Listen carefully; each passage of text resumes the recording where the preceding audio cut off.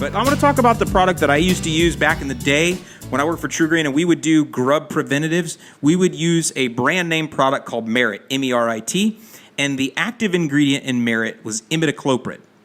Now, I know that is still used today. It's very inexpensive. However, it has come upon some resistance challenges. It's a Group 4A insecticide. That's something you can research there. But I do know it still works. You're going to get 3 months prevention with it if you put it down at max rate that's on the label. So right now, you would put that down. And again, I mentioned white grubs here, but they're all kind of different grubs. And again, I mentioned all the way from May all the way on, there's different ones that can come in. And that's why you want that 3 months of prevention. You put that Merit down, you water it in, you're going to get 3 months. Now, that's an old school type of treatment. Now, what's interesting about that, and I say old school because I think there's better chemistry now. I'm not necessarily super familiar with it, but I'm going to talk you through some of the things I learned here as I did my own research. And that's what I do too. I read labels and I learn things. Imidacloprid is what they call a neonicotinoid. Now think about that word, neonicotinoid. What does it sound like to you? What's an operative word in the word neonicotinoid? That's right, nicotine. What does nicotine do if you've ever been a smoker before? It's an appetite suppressant. So the way that this Group 4A insecticide, Imidacloprid, works is when the grub is laid in the lawn and it begins to feed on the grass roots, this product has been applied, you've watered it in, the grass roots, the grass plants have taken it in, and as the grub begins to feed, he immediately feels full and he stops feeding and he dies of starvation, literally. It's kind of an interesting way to kill a grub worm. There have been some people say, and this is what I don't know, some lady challenged me this. I was actually speaking in Milwaukee, and someone in the crowd challenged me to say that this also is harmful to honeybees. And listen, I haven't done the research on that, so I can't give you an opinion any other way.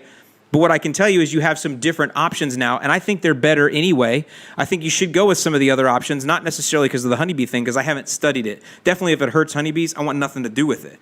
But even taking that away, another reason why I think you should maybe move on to some different chemistry now is because there have been some resistance to imidacloprid. There have been some recorded cases of insects that are resistant to it, and it doesn't work on them.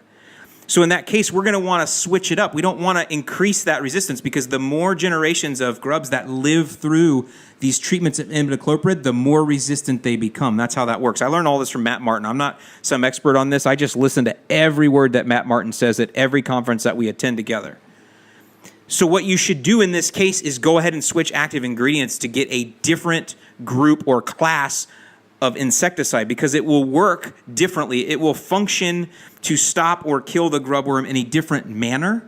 So therefore, the resistance is not adapted to that mode of action, if that makes any sense. So that's where we go to Scott's Grub X. Now, Scott's Grub X has a chemistry I'm not familiar with. I've seen it before. I don't know how to pronounce it, but I'm going to say it anyway. It's chlorantripole.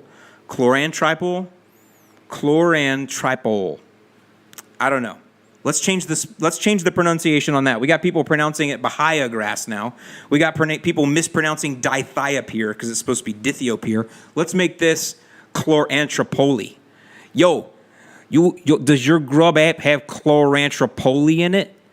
Sounds like spicoli. Hey, chlorantripole. Is that your chlorantripole? I don't know. I'm going overboard here, but that's a Group 28 class. So that right there is one of the reasons you should leave it. The other reason is obviously Grub X is available everywhere.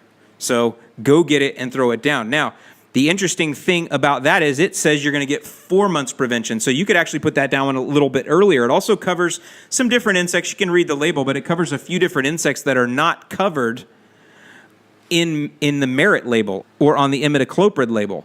So you want to look at that as well. I think sod webworm was probably one of them that is controlled by this Scott's product that was not controlled or not listed on the old Imidacloprid product. Let's just go over the insects that are prevented by this Scott's Grub X with this chlorantripole in it. So white grubs, caterpillars, which they're calling out as armyworm, chinch bug, that's good. Larva of Japanese beetle. So white grub, larva of Japanese beetle, in our mind, same thing.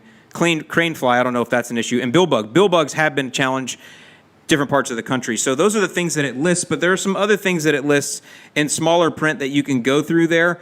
And make sure that you do understand chinch bug is suppression only. So I wouldn't buy this product specifically for chinch bug. However, if you have applied it for grubs, or if you've applied it because you've had bill bug challenge or something like that, or if you've had armyworm or sod webworm, because sod webworm, even tropical sod webworm, is listed on the label.